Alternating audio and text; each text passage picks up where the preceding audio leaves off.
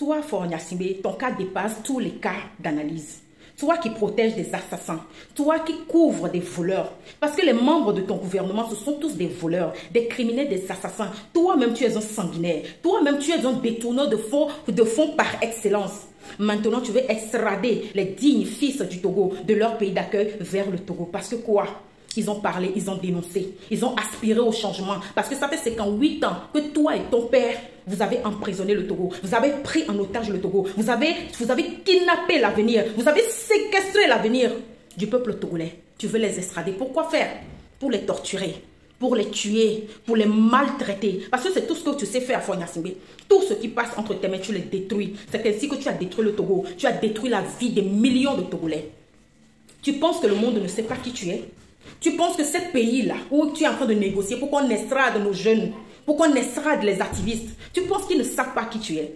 C'est juste que le peuple togolais a été trop pacifique, a été trop naïf de penser que c'était tellement réel que le monde allait réagir. Nous avons compris et nous sommes aujourd'hui conscients. C'est pour ça que nous avons décidé, nous avons pris nos courages à deux mains, nous avons décidé de t'exposer à la face du monde. Dire qui tu es, Faure Gnassingbé. Tu es un échec en tant que fils, tu es un échec en tant que chef d'État, tu es un échec en tant qu'humain. Tu es un échec en tant que père, tu es un échec en tant qu'amant. Parce que actuellement même, la femme qui t'a fait des enfants, la femme avec laquelle tu couches, tu l'as arrêtée.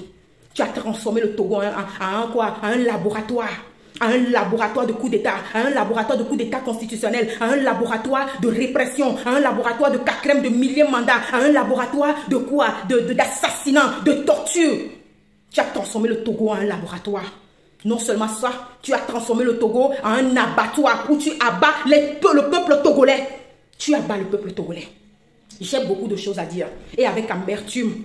Je profite de cette occasion-là pour interpeller le gouvernement sénégalais, particulièrement M. Ousmane Sonko, puisque je me trouve présentement sur le sol sénégalais, le pays de la Teranga. M. Ousmane Sonko, dans votre combat pour éviter à votre peuple de se retrouver dans le même cas que le peuple togolais, vous avez dit quelque chose qui nous a interpellés. Oui, le peuple togolais faisait partie des peuples là qui vous soutenaient, qui étaient dans le combat avec vous. Vous avez dit qui ne veut pas faire de la politique subira de la politique. Nous, le peuple togolais présent ici au Sénégal, nous avons décidé de prendre notre destin en main. Nous avons décidé de faire de la politique. Mais ça fait 2 fois que le préfet de Dakar nous interdise ou bien nous empêche de manifester. J'ai beaucoup de choses à dire, mais j'ai peu de choses à dire à l'instant.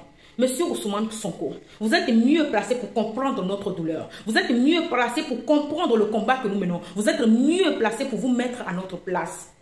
Monsieur Ousmane Sonko, laissez le peuple togolais manifester sur le sol sénégalais.